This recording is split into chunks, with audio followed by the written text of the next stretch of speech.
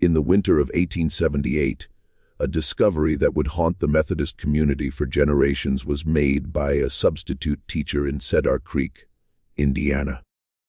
From the town's most beloved Sunday school program, 50 children had vanished over 2 years. Children whose names appeared in attendance records, but whose families seemed to have forgotten they ever existed. A horror so systematic would be revealed by what she found hidden beneath the church floorboards, leading local authorities to suppress the evidence for decades. Tonight, we uncover the truth about Cedar Creek's most protected secret. This channel isn't for everyone. Before we continue with the story of Margaret Wilson and the children who trusted her with their lives, it is only for those brave enough to confront the darkest corners of America's religious history. If you're ready to hear stories that few channels dare to tell, hit that subscribe button and let me know in the comments what state you're listening from. Do you have the courage to discover what really happened in that Methodist church basement? Not just individual evil, but an entire community's willingness to look away when faced with inconvenient truths would be exposed by the investigation that followed. A criminal network that had been operating across the Midwest for over a decade. In the heart of Indiana's coal country sat Cedar Creek, where Methodist faith ran as deep as the mine shafts honeycombing the earth beneath. By 1876, nearly 3,000 souls were boasted by the town, most of them God-fearing families drawn by promises of steady work in the expanding rail yards and coal operations that connected Indiana's resources to Chicago's hungry markets. What had been a sleepy farming community was transformed in 1871 when the Baltimore and Ohio Railroad reached Cedar Creek, turning it into a bustling hub of commerce and industry. Challenges that tested the social fabric of traditional rural life were brought by the town's rapid growth. Weekly, Irish and German immigrants arrived, seeking work in the mines and rail yards, their Catholic and Lutheran faiths creating tensions with the established Protestant majority, not just for souls, but for social influence in a community where religious affiliation often determined business opportunities and social standing. Methodist, Baptist, and Presbyterian congregations competed. The community's crown jewel was the First Methodist Church, a magnificent structure of Indiana limestone with twin bell towers that could be heard for miles across the rolling farmland. The most modern religious facility in Hamilton County was marked by its Gothic Revival architecture, stained glass windows imported from Cincinnati, and steam heating system. Completed in 1874 with donations from prosperous merchants and mine owners, the building represented Methodist aspirations to cultural leadership in the rapidly changing town. Packed pews and children's voices raised in hymn meant Sunday mornings in Cedar Creek, but it was the Sunday school program that truly set First Methodist apart from neighboring congregations. Under the leadership of teacher Margaret Wilson, a stern-faced woman of 42 who'd arrived from Pennsylvania 5 years prior. From a handful of local children to over 200 participants from surrounding counties had grown the program. Parents endured difficult wagon rides over muddy roads, bringing their children from as far as 20 miles away to participate in what had become legendary throughout central Indiana. A combination of biblical knowledge, unwavering discipline, and an apparent gift for transforming even the most unruly children into model citizens commanded respect for Margaret Wilson. Experience with children from diverse backgrounds had been given to her by her background teaching in Philadelphia's industrial schools, and she seemed to possess an intuitive understanding of how to reach young minds, regardless of their family circumstances or natural abilities. An almost magical ability to calm even the most restless child with her gentle voice and patient manner seemed to be possessed by her assistant, Sarah Coleman, a soft-spoken woman of 38 who'd never married. Sarah had joined the program 2 years after Margaret's arrival. Coming from a Methodist mission in Cincinnati, where she'd worked with orphan children, her references were impeccable, and her dedication to the children's welfare appeared absolute. Their supervisor was Robert Hayes, a prosperous businessman in his 50s who donated generously to expand the church's educational facilities. Interests in 3 coal mines, 2 grain elevators, and the town's largest general store were owned by Hayes. His appointment to the church board had been unanimous, and his financial contributions had funded not just building improvements, but also the innovative educational programs that were drawing families from across the region. The special biblical excursions are what made Cedar Creek's Sunday school legendary throughout Hamilton County. Educational trips that combined scripture study with visits to historical sites across Indiana and neighboring states. These weren't simple afternoon outings, but elaborate week-long journeys that promised to bring Bible stories to life through visits to museums, historical churches, archaeological sites, and even meetings with prominent Methodist educators and missionaries. Through word of mouth and occasional articles in Methodist publications that praised Cedar Creek's innovative approach to religious education had grown the program's reputation. Throughout the region, parents competed to have their children selected for these prestigious expeditions, which were presented as once-in-a-lifetime opportunities for young minds to expand beyond the limitations of rural life. Such programs were made not just acceptable, but celebrated throughout Protestant America by the Methodist denomination's emphasis on education and social improvement. Methodist churches were expected to provide educational opportunities that went beyond simple Bible study, since John Wesley's founding principles had emphasized the importance of learning and personal development. An extraordinary opportunity for families of modest means was represented by the promise of educational travel in an era when most children received minimal formal schooling. Added to the program's appeal was Margaret Wilson's reputation for transforming wayward children into model citizens. Letters of recommendation from Methodist leaders in Philadelphia had been arrived with by her in Cedar Creek, where her work in industrial schools had gained recognition for reducing juvenile delinquency in some of the city's most challenging neighborhoods, perfectly suited to the needs of a frontier community struggling with the social changes brought by rapid industrial development. Seemed her methods, which emphasized discipline combined with expanded horizons. Perfect had been the timing of the program's establishment. The Panic of 1873 had left many families struggling financially, making the promise of educational opportunities for their children particularly attractive. A way to give their children advantages they could never provide themselves was seen by parents who could barely afford basic necessities in Margaret Wilson's program.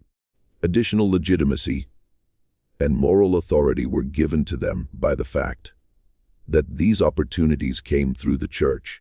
Many of the town's most successful citizens, mine owners, merchants, railroad officials, and prosperous farmers, were included in Cedar Creek's Methodist congregation, whose support lent credibility to any church-sponsored activity. It became almost impossible for other parents to express doubts or concerns without appearing ungrateful or suspicious of beneficial community initiatives when such respected community members endorsed the educational program and spoke proudly of their own children's participation. Gradual but deliberate had been the program's expansion beyond Cedar Creek. Contacts with Methodist churches in smaller surrounding communities had been established by Margaret Wilson, offering to include their children in the excursions as a service to rural families who lacked access to such educational opportunities. Not only did this regional approach increase the pool of potential participants, but it also made it more difficult for any single community to track patterns or maintain oversight of the program's activities. Though no one called it a disappearance at the time, the first disappearance occurred in September 1876. For a special excursion to study ancient biblical practices at a newly discovered archaeological site near Louisville had been selected 8-year-old Timothy Morrison. With grateful nods and tears of joy received his parents, recent German immigrants who spoke limited English and worked in Hayes's newest coal mine. Margaret Wilson's explanation, an unusual ability to memorize scripture and ask thoughtful questions about biblical stories, had been demonstrated by Timothy, who had shown exceptional promise in his brief months attending Sunday school. That his intellectual gifts had come to the attention of a Methodist family in Kentucky who specialized in biblical archaeology and ancient studies was explained by Margaret Wilson, a bright young student to assist with their research while receiving advanced education that would prepare him for possible missionary work or religious scholarship, had been specifically requested by them. A rare honor that reflected not just Timothy's abilities, but the quality of Cedar Creek's educational program was how the opportunity was presented. Regular reports on their son's progress would be received by the Morrison family, and Timothy would return after 2 years with knowledge and connections that could transform his life prospects. An answer to their prayers seemed the offer to parents who had immigrated to America, hoping to give their children better opportunities than they had known in Germany. Barely registered in the community consciousness did Timothy's departure. Proud rather than concerned seemed the Morrison family, and even skeptical Narian Virginbers were convinced by Margaret Wilson's detailed letter explaining the opportunity that the boy had simply been blessed with an extraordinary chance for advancement. Less noticeable among his peer group was made his absence by the fact that Timothy had always been somewhat quiet and studious. 2 weeks later, an excursion focused on missionary work among distant communities was joined by 10-year-old Mary Catherine Phillips. Assurances that Mary Catherine would be learning valuable skills while helping to establish Sunday schools in newly settled territories were received by her widowed mother, who struggled to support 3 children on the small income from taking in laundry. Not just reasonable, but inevitable seemed her selection by the girl's obvious intelligence and leadership qualities. One of the most popular children in the Sunday school program had been Mary Catherine, known for her ability to help younger children with their lessons and her enthusiastic participation in all activities. That a Methodist mission organization in Illinois had specifically requested a capable young girl to assist with their work among families moving west was explained by Margaret Wilson. Training in teaching methods while helping to spread Methodist education to frontier communities that lacked established churches would be received by Mary Catherine. The suggestion that Mary Catherine's experience could lead to a position as a professional teacher or missionary accompanied the promise of regular correspondence and eventual return. Careers that would provide financial security and social respectability far beyond what her current circumstances might offer. Divine providence seemed the opportunity to a widow facing an uncertain future. On various educational expeditions had departed 6 more children by Christmas of 1876. The same careful pattern followed each departure. Selection based on demonstrated merit, detailed explanations of educational opportunities, promises of correspondence that somehow never quite materialized, and reassurances that any lack of communication simply reflected the children's deep immersion in their studies. A calculated methodology that had nothing to do with educational merit or spiritual development was what made this systematic disappearance possible. In its exploitation of parental aspirations and social expectations lay the genius of Margaret Wilson's system. The greatest hope of a family was represented by the chance for a child to advance through church connections in a community where educational opportunity was scarce and upward mobility rare, potentially damaging to other children's prospects within the program would have seemed to question such opportunities, not just ungrateful. That had nothing to do with educational merit or spiritual development, was a calculated methodology, followed by the selection of children for the excursions, as Ellen Hartwell would later discover. A systematic approach to identifying the most vulnerable and valuable candidates for their criminal enterprise had been developed by Margaret Wilson and Sarah Coleman. Family circumstances that would make disappearances less likely to trigger immediate investigation focused their primary criteria. Children from immigrant families were preferred because language barriers and cultural differences made parents less likely to question authority figures or navigate complex inquiries about their children's whereabouts. Particularly valuable were recent arrivals to the community because they lacked established social networks that might notice and investigate unexplained absences. A crucial role in the selection process was played by economic desperation. More likely to be grateful for opportunities and less likely to ask difficult questions that might jeopardize their children's apparent good fortune were families struggling financially. Ideal candidates were considered widowed mothers, large families with limited resources, and parents working in dangerous occupations that could leave children orphaned at any time. Based on their potential market value in the criminal networks that Margaret Wilson had cultivated over years of careful development, were evaluated the children themselves. For industrial work in factories and mines were destined younger boys with strong builds, where their small size and developing strength could be exploited without immediate health consequences. Premium prices in domestic service markets that Ellen would later learn extended far beyond legitimate household employment were commanded by older girls with pleasant appearances and basic education. A liability in some cases was actually considered intelligence, as brighter children were more likely to resist indoctrination, attempt escape, or find ways to communicate with their families. Children who were bright enough to be valuable, but compliant enough to be manageable, were preferred by Margaret Wilson, an excellent laboratory for observing children's personalities and identifying those most suitable for different types of exploitation, was provided by the Sunday school program. Crucial proved Sarah Coleman's role in this evaluation process.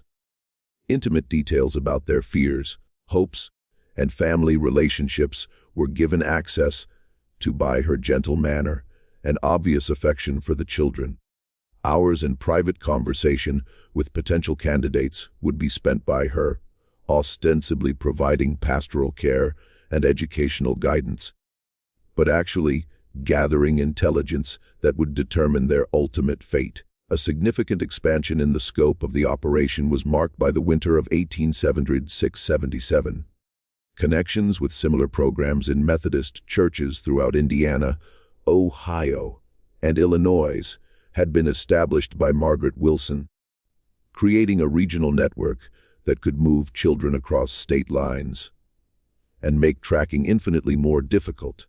To coincide with increased railroad connectivity that made long-distance travel both easier and less conspicuous, had been carefully planned. This expansion, invaluable in facilitating this expansion, proved Robert Hayes's business connections. Contacts throughout the Midwest had been given to him by his involvement in railroad shipping and grain trading.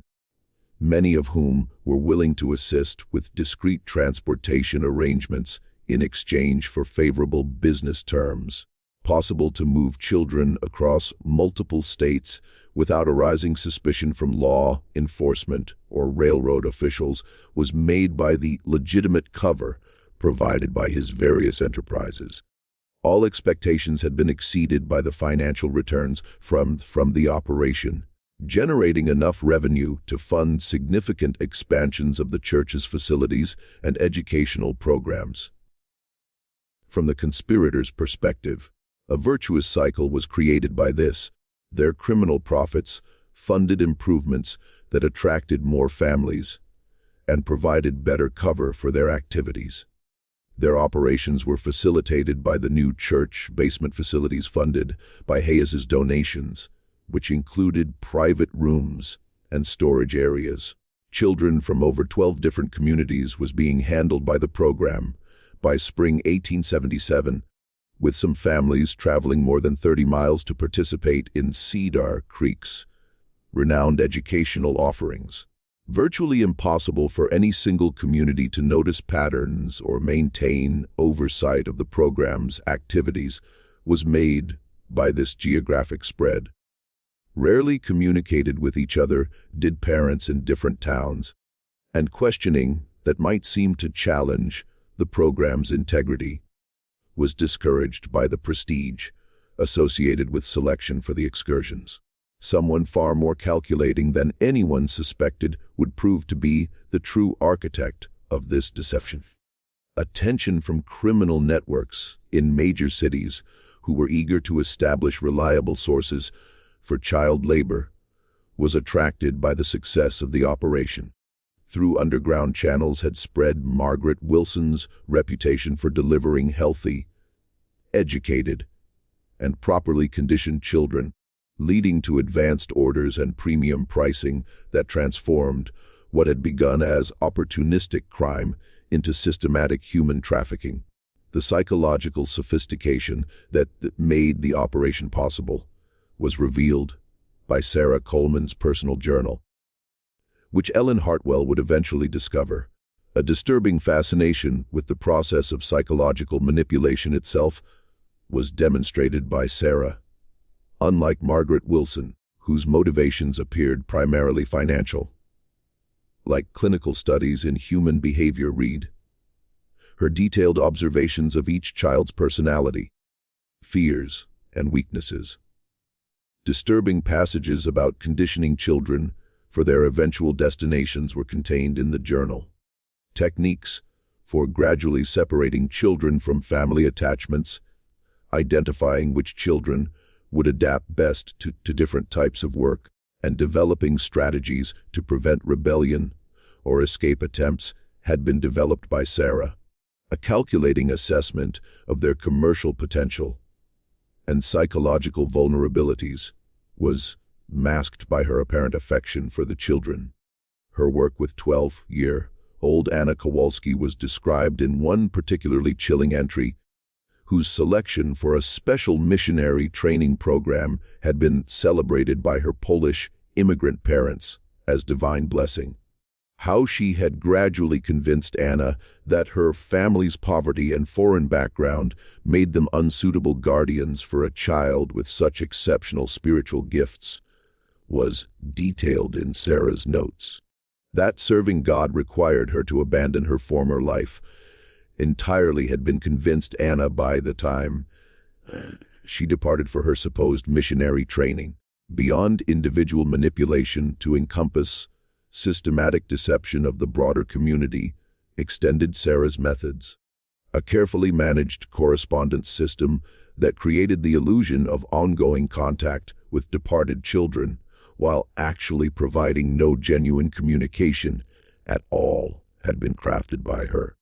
Periodic updates written in Sarah's hand, but supposedly dictated by their children describing progress in their studies and expressing gratitude for the opportunities they were received by parents. Multiple purposes were served by these fabricated letters. They reassured parents and prevented persistent inquiries that might lead to investigation. Seemingly innocent explanations for the children's continued absence and apparent reluctance to return home were provided by them. Most importantly, a paper trail that could be used to justify the program's activities, if questions were ever raised by outside authorities, was created by them. To her relationships with other adults in the community extended the sophistication of Sarah's psychological manipulation. Key individuals whose support was crucial for maintaining the program's reputation had been identified by her, and specific strategies for managing each relationship had been developed. Detailed profiles of community leaders were contained in her journal, noting their personal ambitions, family vulnerabilities, and business interests that could be leveraged to maintain their cooperation. The regular teaching staff was struck by tragedy in January 1878, when Sarah Coleman fell ill with what the local doctor diagnosed as consumption. Particularly unfortunate was the timing, as the program was preparing for its most ambitious series of excursions yet. A coordinated effort that would place nearly 30 children in various locations across the Midwest before the spring planting season made travel more difficult. A crisis for the operation was created by Sarah's illness, irreplaceable in the short term made her by her intimate knowledge of each child's psychological profile and her carefully cultivated relationships with parents. Overwhelmed by administrative duties that had previously been shared, found herself Margaret Wilson. To maintain the program's schedule, despite the staffing shortage, pressured her Robert Hayes. While, primarily on her recent graduation from the Indiana State Normal School and her impressive credentials as a trained educator, was based the church board's decision to hire 24-year-old Ellen Hartwell as a temporary replacement. That Ellen's professional training had taught her the importance of detailed record keeping and systematic educational assessment, skills that would prove fatal to their carefully constructed deception, was failed to be anticipated by the conspirators.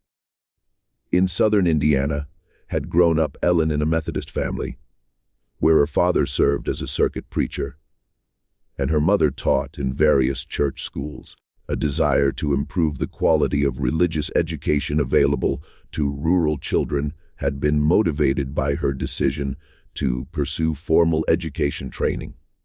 With genuine enthusiasm for the program's apparent innovations and high reputation throughout the Methodist community arrived she in Cedar Creek.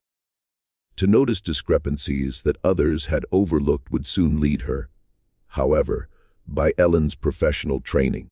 Everything she had heard about the program's quality and effectiveness seemed to be confirmed by her first weeks in the position.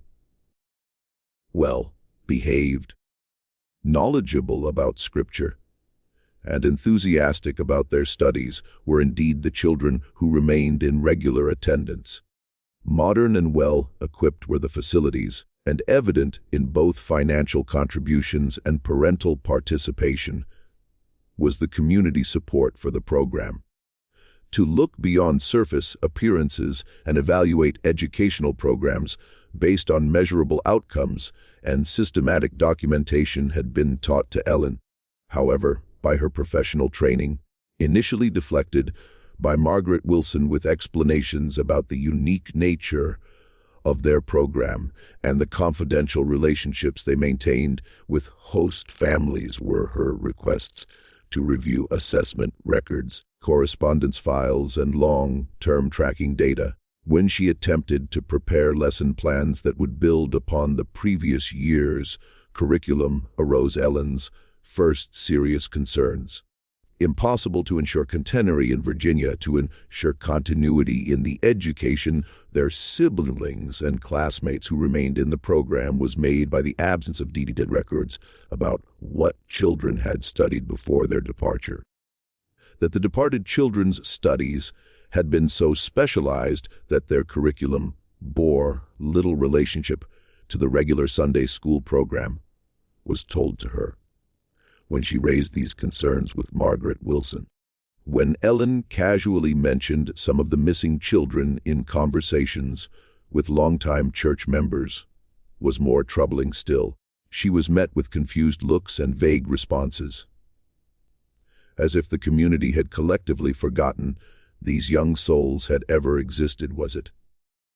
Now seemed reluctant to discuss the subject at all, changing the conversation when Ellen attempted to ask about letters or updates from their absent children were parents who had once proudly spoken of their children's educational opportunities. Instruction in recognizing signs of educational fraud and institutional abuse had been included in Ellen's professional training. Problems that were becoming increasingly common as demand for educational services outpaced the supply of qualified providers. Several warning signs she had been taught to identify were matched by the pattern she observed in Cedar Creek: vague record keeping, reluctance to provide documentation, defensive responses to reasonable questions, and systematic isolation of program participants from outside oversight. In February 1878 came Ellen's first direct confrontation with Margaret Wilson, a letter to send to the families hosting the children on extended excursions had been prepared by Ellen, hoping to establish correspondence between the young students and their former classmates.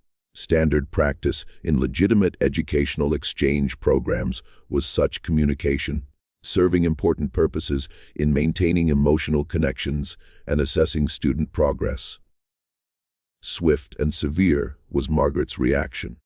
The children's studies would be disrupted and potentially undermined their host's authority by such contact. Minimal outside interference to allow the students to fully immerse themselves in their new educational environments had been specifically requested by the families hosting the children.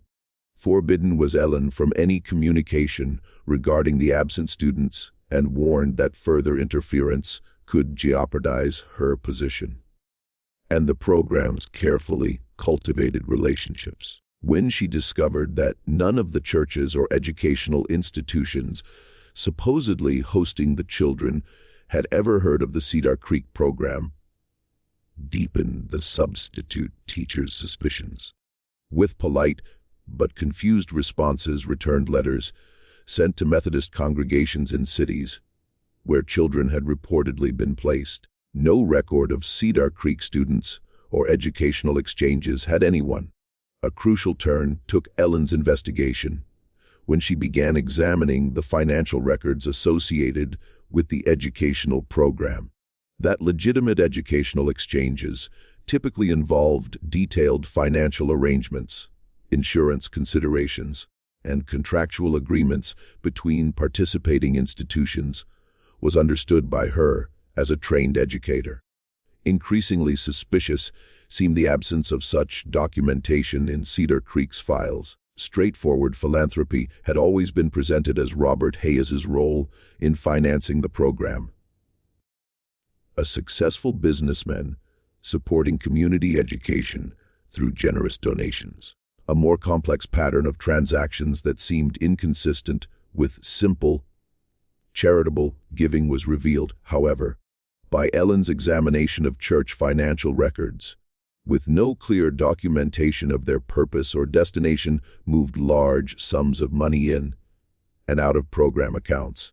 The personal financial changes Ellen observed in the program's leadership were more troubling still.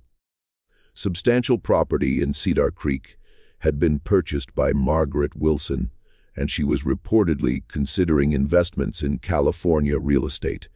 Enough savings to afford extended medical treatment in Chicago had been accumulated by Sarah Coleman, despite her modest teacher's salary. Significantly had expanded his business operations, Robert Hayes, opening new stores in neighboring towns and purchasing additional mining interests. Far beyond what their legitimate incomes could support seemed the collective wealth accumulation among the program's leadership. Familiarity with the typical financial circumstances of Methodist educators and church officials, had been given to Ellen by her father's experience as a circuit preacher. Unprecedented in her experience and inconsistent with their supposed dedication to humble service was the prosperity displayed by Cedar Creek's educational leadership. A breaking point was reached by Ellen's growing unease when she overheard a conversation between Margaret Wilson and Robert Hayes in the church basement following a Wednesday evening service. Entirely inconsistent with educational programming seemed their hushed tones and frequent references to shipments, accounts, and contacts in Chicago.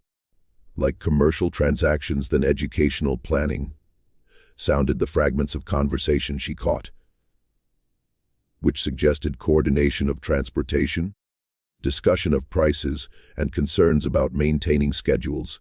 A decision that would haunt her for the rest of her life was made by Ellen Hartwell on the night of March 15, 1878. The building, long after evening services had concluded, was entered by her using her key to the church educational wing. Secrets she was determined to uncover, regardless of the personal risk or professional consequences, were held by the basement rooms that served as Sunday school classrooms during winter months. A maze of shadows and strange sounds was the church basement at night.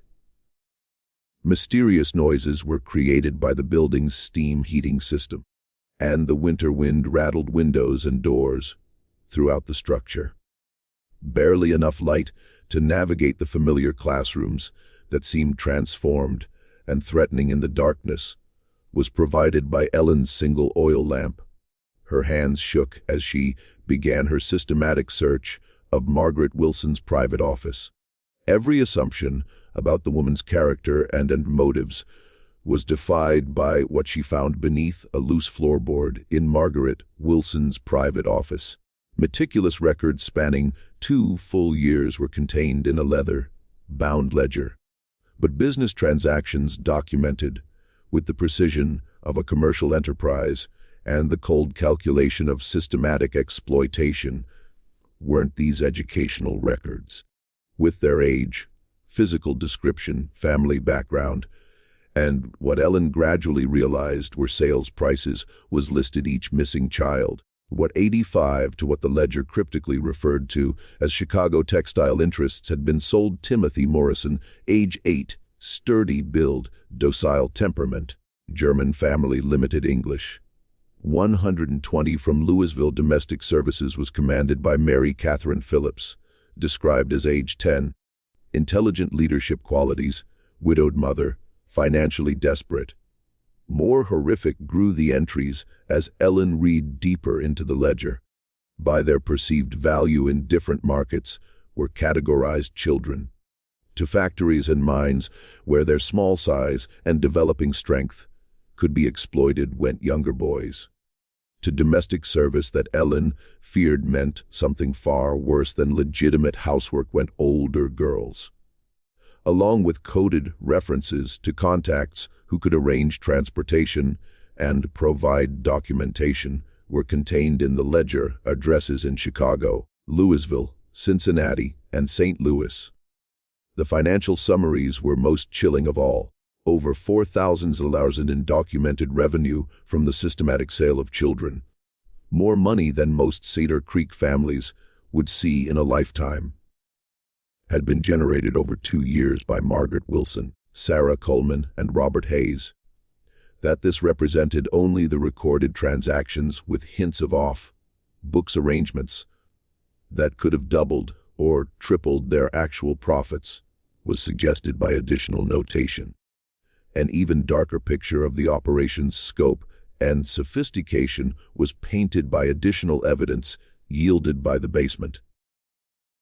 Forged letters supposedly written by the missing children, describing happy lives with their new families and expressing gratitude for the opportunities they were receiving, were discovered by Ellen. To any parent who became too persistent in their inquiries about their children's welfare had been shown these carefully crafted deceptions. clearly the work of one person creating fictional accounts of children's well-being was the handwriting, consistent across all the letters. Similar patterns were followed by the content, emphasizing how much the children were learning, how grateful they were for their opportunities, and how important it was that they focus on their studies without distractions from their previous lives. Specifically discouraged parents from attempting to visit or maintain regular correspondence did several letters. What appeared to be contracts with various industrial operations and domestic service agencies was found by Ellen in a locked drawer.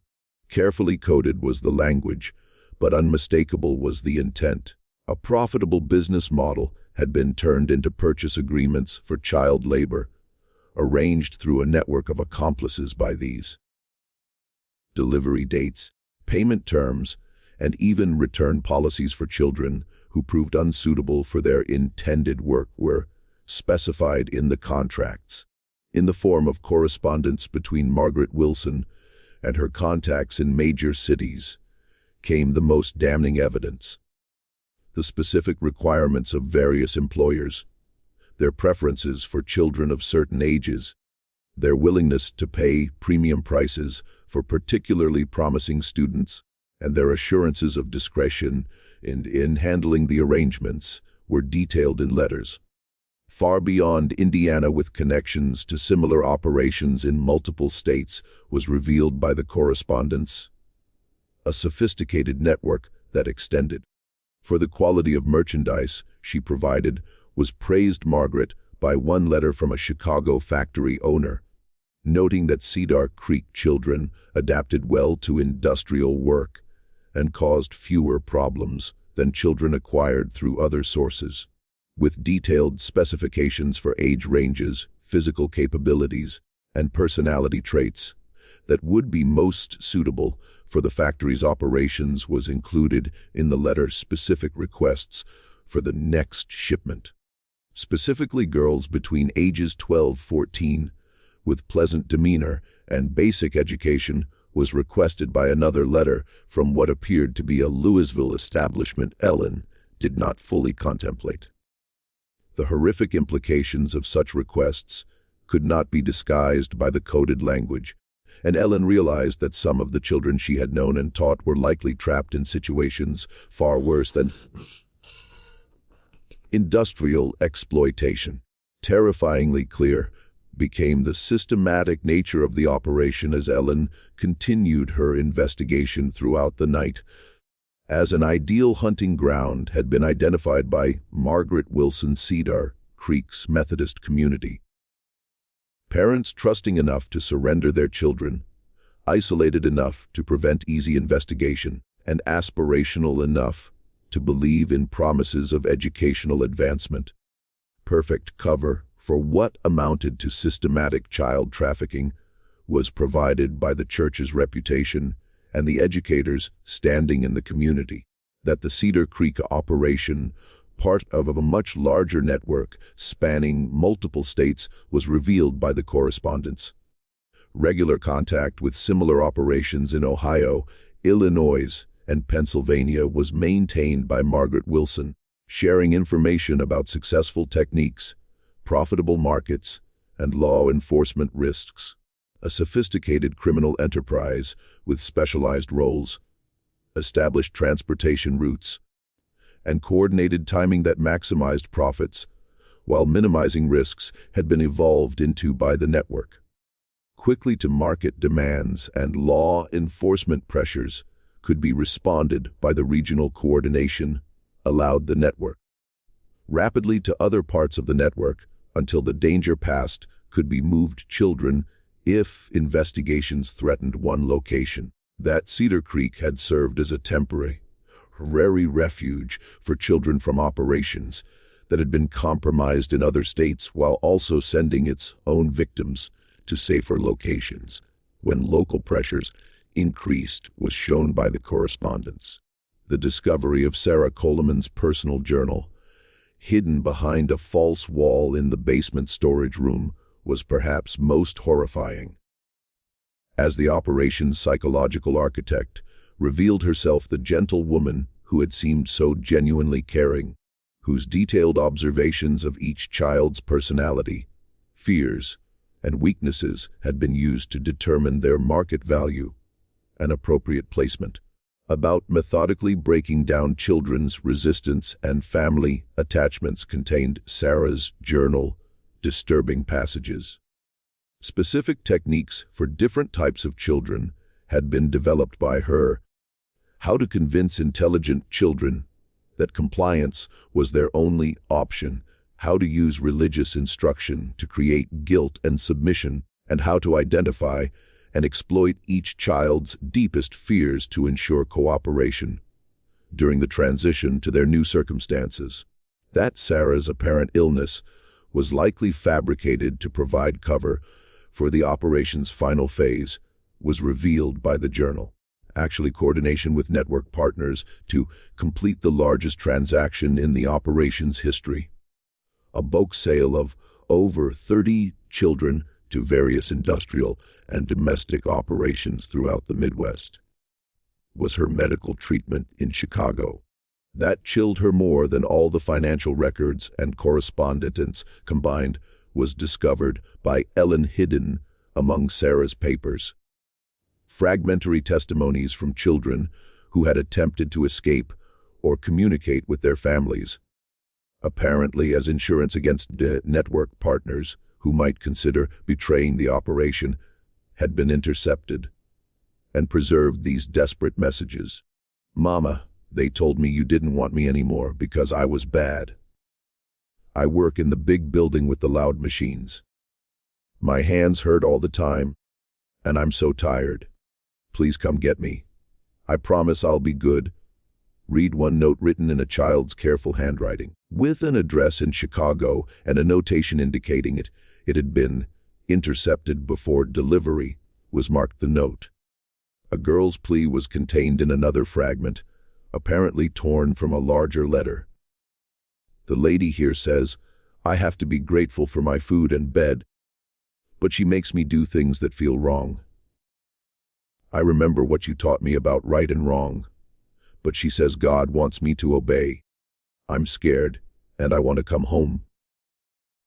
As belonging to Mary Catherine Phillips was identified the handwriting in Sarah's careful notation. The psychological warfare that accompanied the physical exploitation was revealed by these testimonies.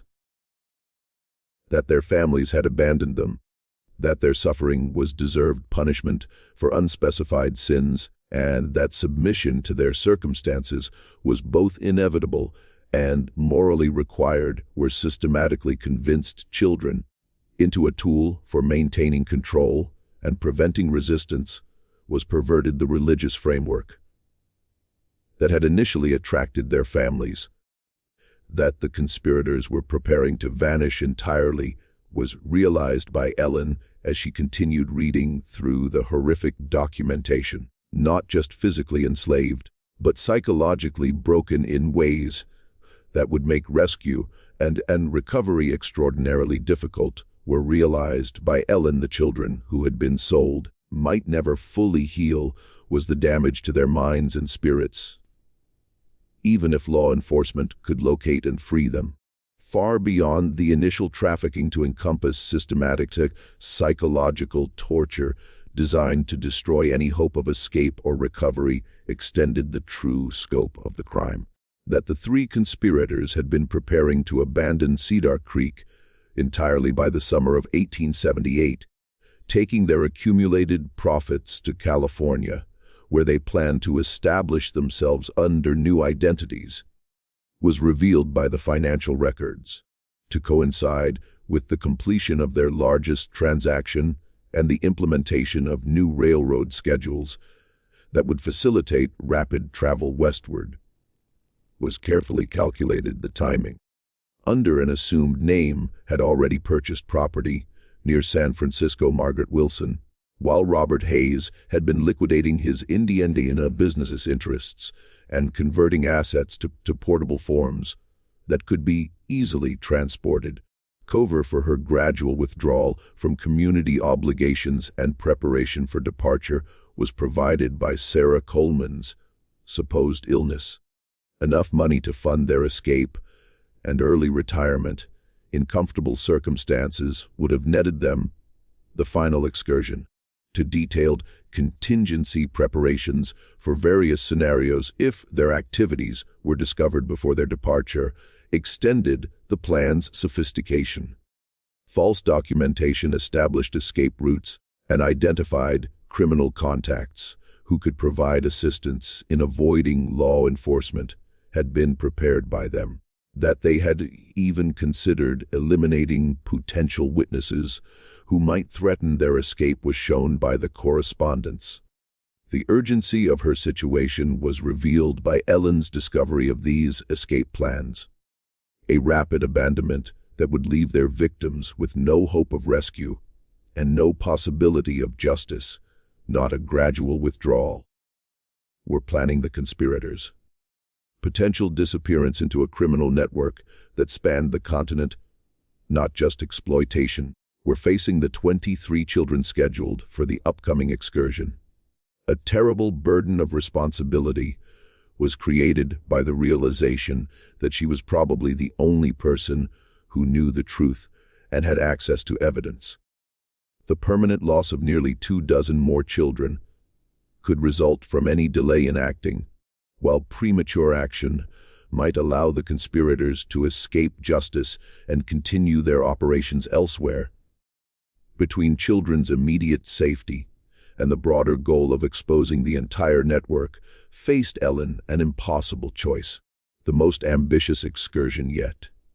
A month-long trip to historical biblical sites that would take 23 children as far as Philadelphia and possibly Boston was announced by Margaret Wilson. Coinciding with Ellen's discovery of the evidence, the operation's final harvest before the conspirators disappeared with their accumulated profits represented this. Ellen realized an impossible choice was faced by the substitute teacher. Several men who owed their positions to Robert Hayes's political influence were included in local law enforcement, and considerable prestige in Cedar Creek's acclaimed educational program had been invested by the Methodist Church hierarchy. Skepticism at best, and more likely, with charges of slander that could destroy her career and credibility, would be met any accusation against such respected community figures. The community's most vulnerable families were represented by the children selected for the upcoming excursion. A cross-section recognized by Ellen of names she had come to know during her months in Cedar Creek. Bright, trusting students who had grown to love their classes and looked forward to what they believed would be the adventure of their lifetimes. Into the nightmare she had uncovered could not be allowed by her 23 more children to disappear. When Ellen realized that Sarah Coleman's supposed departure for medical treatment in Chicago was actually the beginning of the operation's final phase, came the decision to act.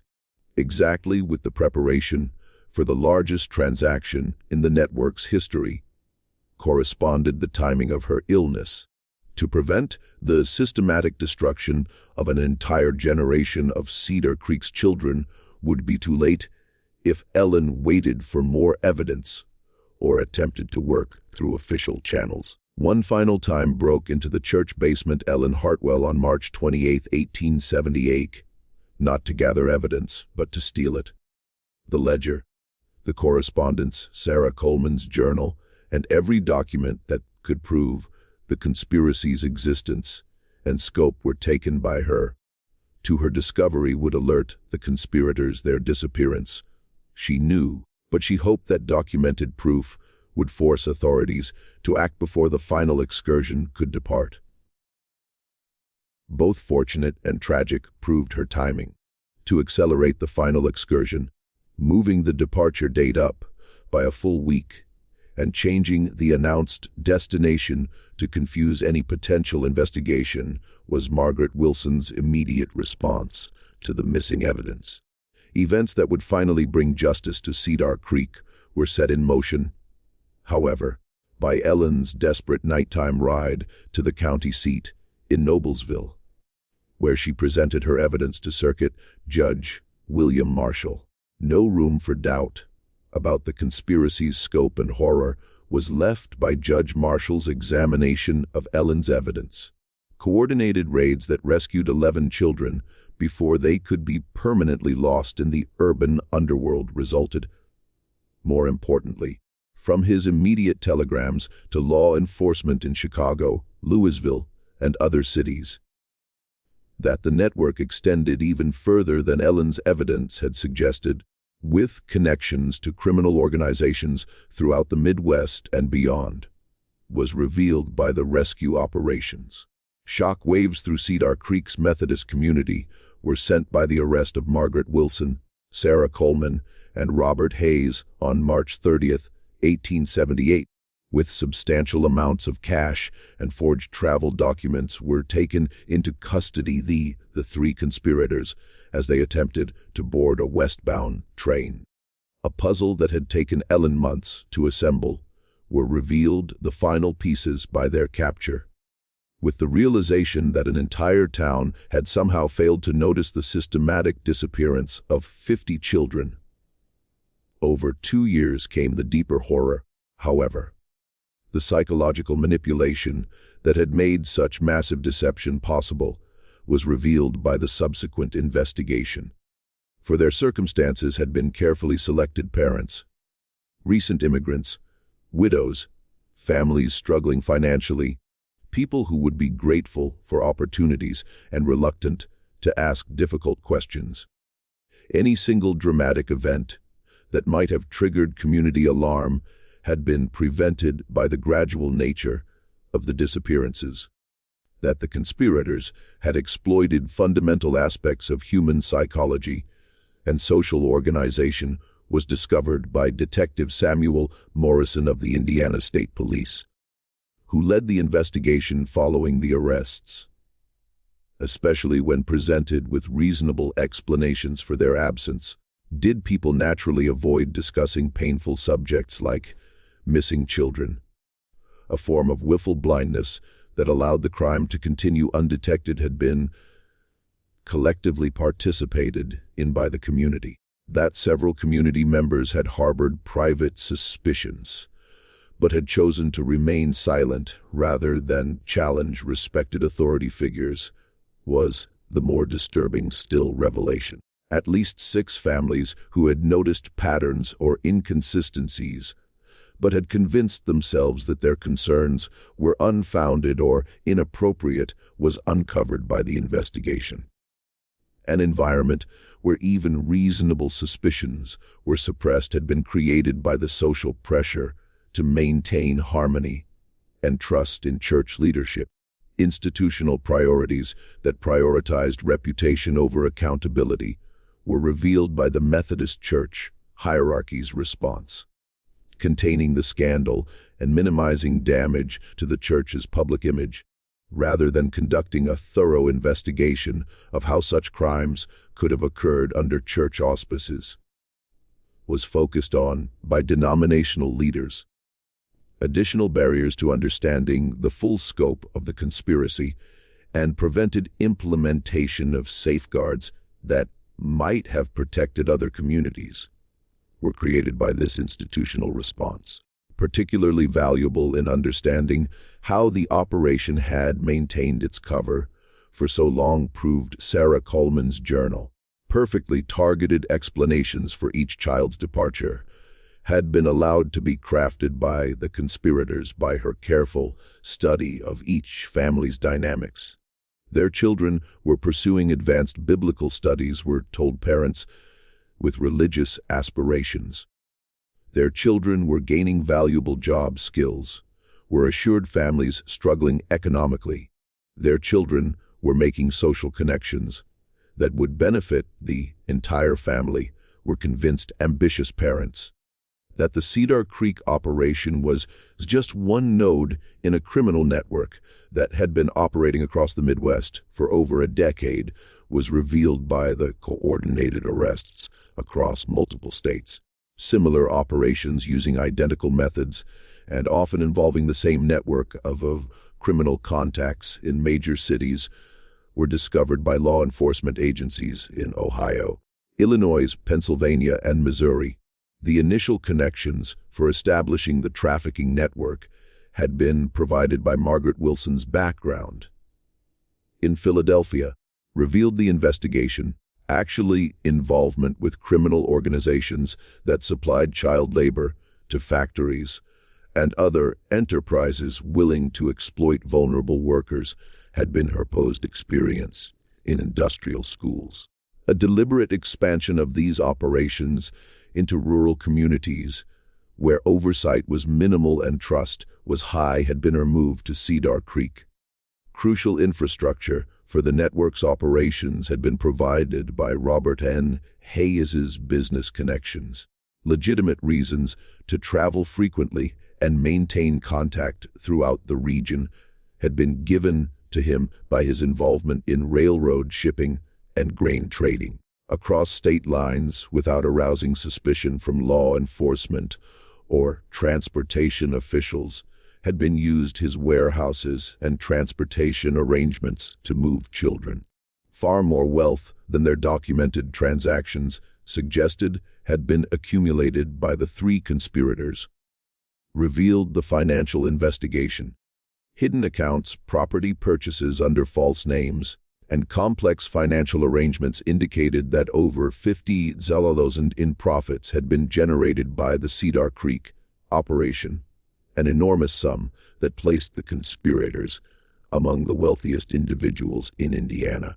The expansion of their operations and provided resources for corrupting officials and maintaining their cover had been funded by this financial success, beyond simple trafficking to encompass systematic corruption of law enforcement. Political officials and business leaders in multiple communities extended the network's reach. That substantial bribes had been paid to sheriffs, judges, and railroad officials to ensure cooperation and prevent investigation was discovered by the investigation, a protective umbrella that allowed the network to operate with impunity for years, had been created by this corruption. Only 18 of the 50 children who had disappeared from Cedar Creek were managed to be located and recovered by the coordinated rescue operations. Nearly impossible proved identifying most who had been so thoroughly integrated into industrial operations or domestic service. A secondary tragedy that haunted Cedar Creek for generations was created by the psychological trauma they had endured, which left many unable to readjust to normal family life.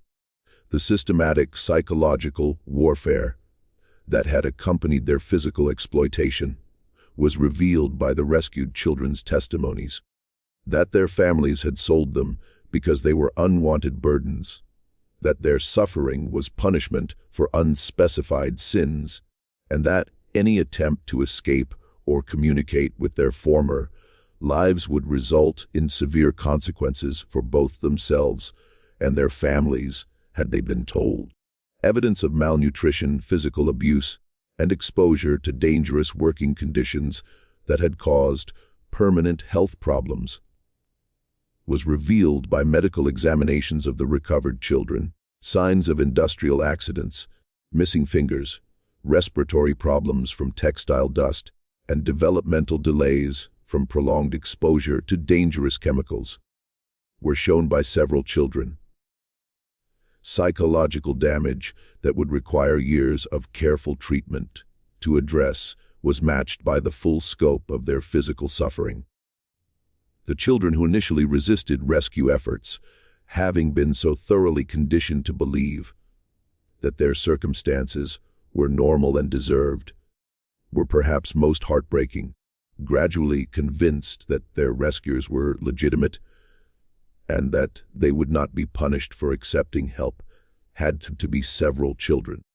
The criminal sophistication of the network's operations was demonstrated by the depth of psychological manipulation they had experienced. That at least 12 children had died while in the custody of their purchasers.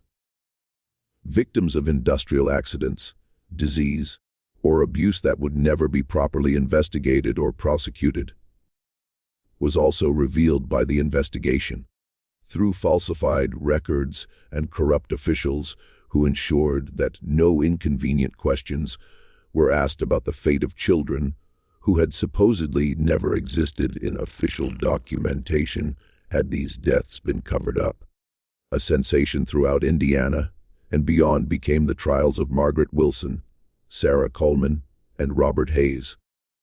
Not just the scope of their crimes, but the vulnerability that had made Cedar Creek such perfect hunting grounds for criminal exploitation was laid bare by the prosecution's presentation of evidence.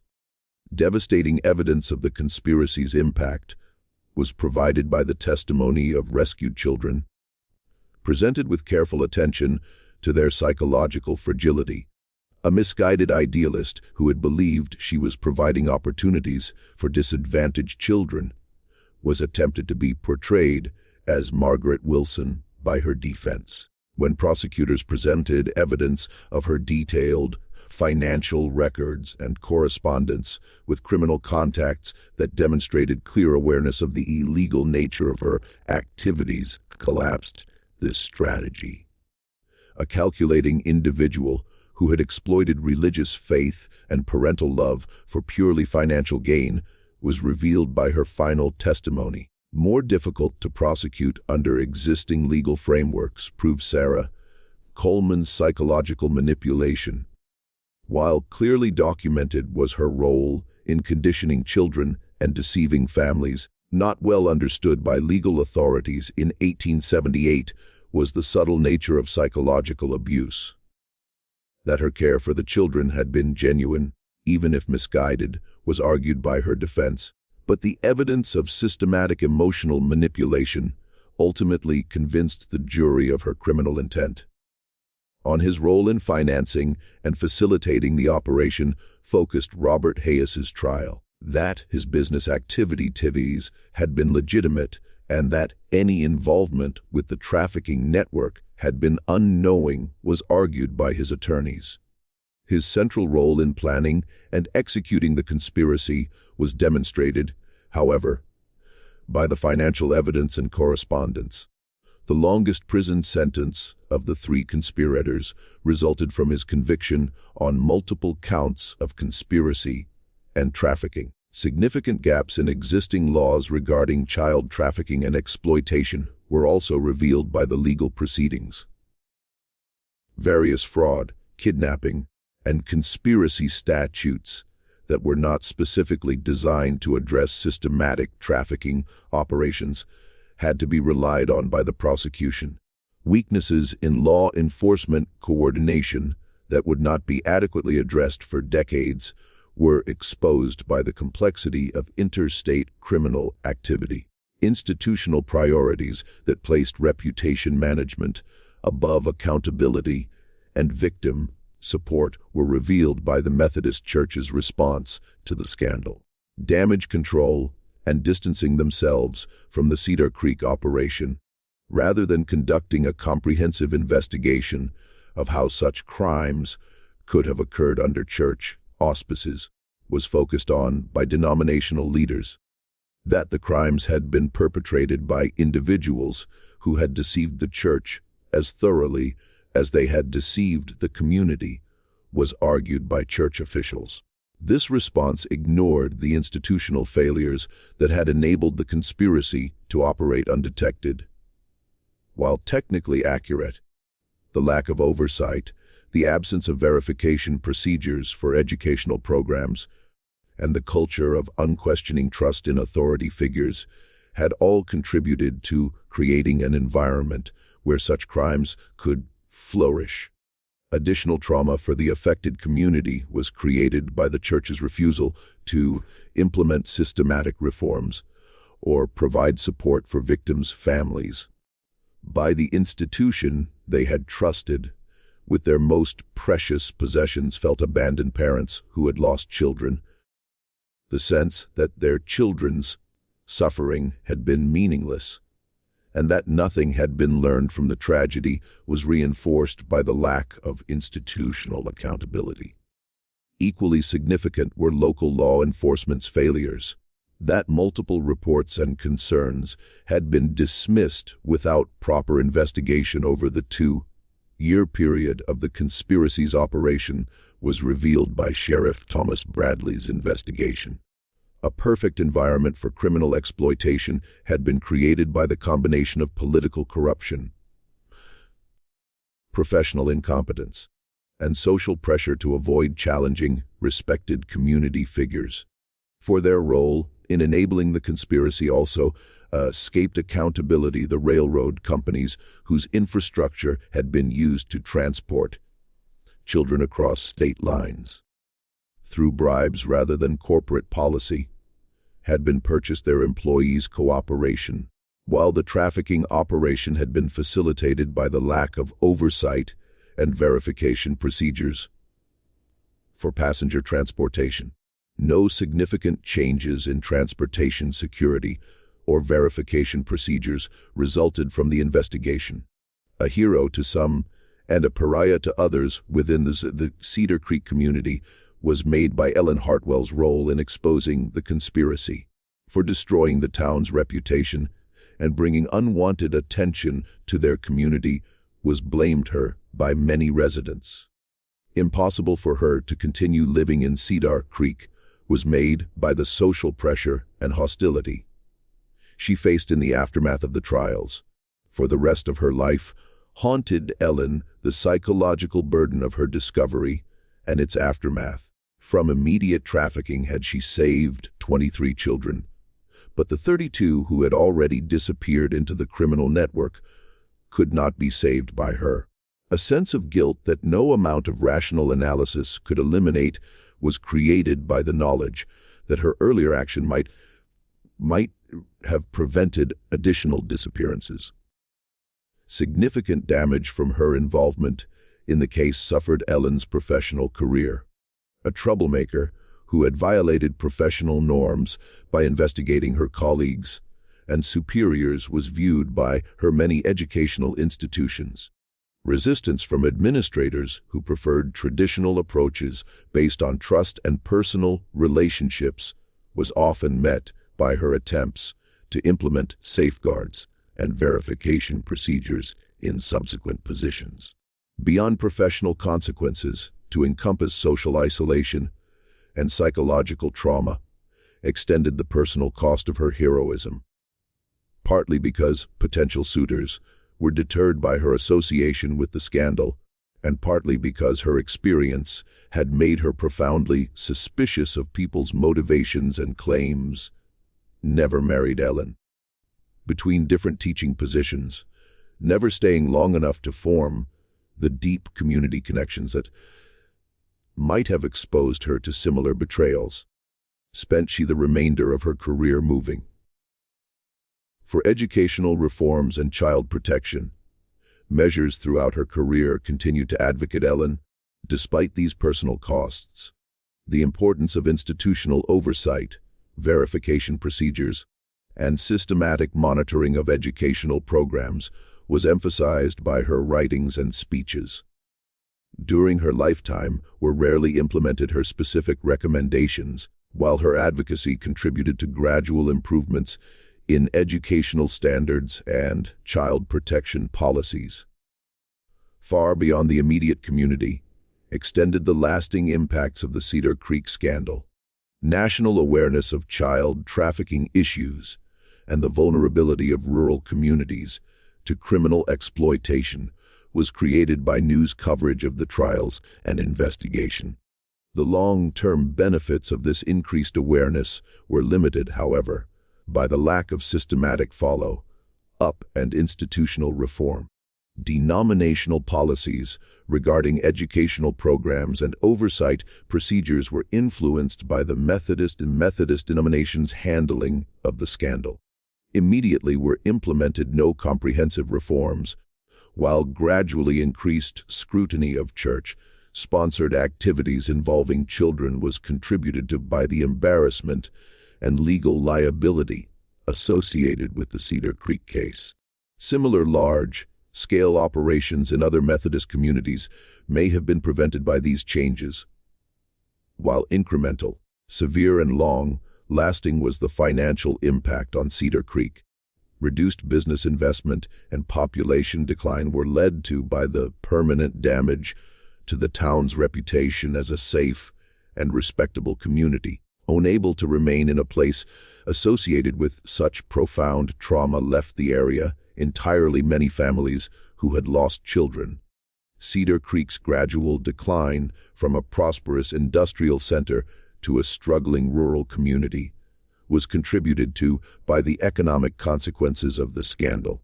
As a catalyst for improved coordination and information sharing was used the Cedar Creek case by law enforcement agencies in multiple states.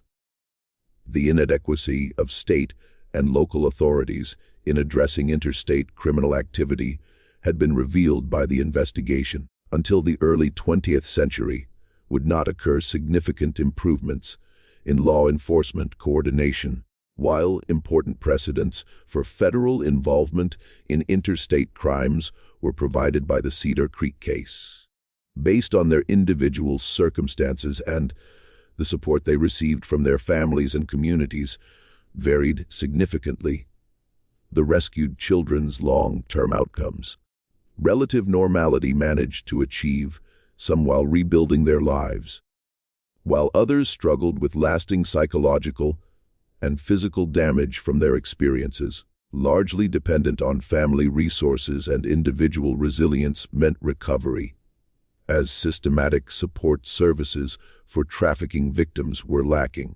The ultimate fate of all 50 missing children was attempted to be determined by a follow-up investigation 20 years after the arrests. Sobering were the results. 18 had been rescued and returned to their families. 12 had been confirmed dead through various means, and 20 remained missing with no reliable information about their whereabouts or condition. That most of the missing children had likely died in industrial accidents, from disease, or as a result of abuse was concluded by the investigation. But definitive conclusions were impossible due to the lack of documentation. That the conspirators' total profits from the operation had exceeded the 75 Zeller, an enormous sum that placed them among the wealthiest criminals in American history, was revealed by the financial investigation. In accounts and investments that could not be traced through the limited investigative techniques available in the 1870s had been hidden most of this money. Minimal compensation were received by the victims' families, and many remained in poverty for the rest of their lives. Having served only 6 years of her 20-year sentence, died in prison in 1884, Margaret Wilson. Due to poor health, was released in 1885, Sarah Coleman, and disappeared entirely with no reliable records of her subsequent whereabouts or activities. 12 years was served and released in 1890, Robert Hayes, eventually moving to California, where he lived under an assumed name until his death in 1903. Depending on their level of involvement and the effectiveness of local prosecution efforts, faced varying fates the network's other participants. By fleeing to territories where law enforcement was minimal, escaped justice entirely. Some, while others received light sentences that reflected the limited understanding of trafficking crimes at the time. That the full scope of the network was never completely mapped or dismantled meant the lack of coordination between different jurisdictions. Yet painfully relevant to our modern world remain the lessons of Cedar Creek, though more than a century has passed since these events unfolded. How easily trusted institutions can become vehicles for systematic evil when adequate oversight and accountability measures are absent is demonstrated by the Cedar Creek case. On exploiting natural human tendencies to trust authority figures and avoid confronting uncomfortable truths, not on elaborate deception, depended the conspirators' success, by a community's willingness to accept convenient explanations rather than ask difficult questions or facilitated their crimes. That the trafficking operation succeeded not because of extraordinary criminal genius, but because of ordinary human failings. Greed, willful blindness, and the desire to believe that authority figures are inherently trustworthy. Is perhaps most disturbing the realization. Careful planning and execution required the systematic nature of the crimes, but the underlying conditions that make them possible exist in many communities, where people prefer comfort to vigilance. The vulnerability of children to authority figures who exploit their natural trust and desire for approval is revealed by the psychological manipulation employed by Sarah Coleman. Particularly sophisticated by modern standards were not her techniques, but devastatingly effective against children who had been taught to respect and obey adult authority without question, were they, into a tool for ensuring their compliance, and silence was perverted the religious framework that should have protected these children. Both the power of individual moral action and the personal costs that such action often entails is illustrated by Ellen Hartwell's courage in exposing the conspiracy. The kind of moral courage that society desperately needs but rarely rewards adequately is demonstrated by her willingness to risk her career and personal safety to protect children she barely knew. How difficult it can be to challenge established systems, even when they harbor terrible secrets, is revealed by the hostility she faced from her own community. Clearly someone who isn't afraid to confront the darkest chapters of our history, are you? If you've stayed with this story until now, that sometimes one person's willingness to act can save countless lives reminds us the courage shown by Ellen Hartwell. In her situation, would you have done what? When everyone else was looking away, would you have had the bravery to investigate? With someone who appreciates true crime stories that reveal uncomfortable truths about human nature, share this video. If this story gave you chills, hit that like button. For more tales that uncover the secrets hidden in America's religious history, don't forget to subscribe. That remain relevant today are raised questions by the Cedar Creek tragedy. Without becoming paralyzed by suspicion, how can communities protect vulnerable populations?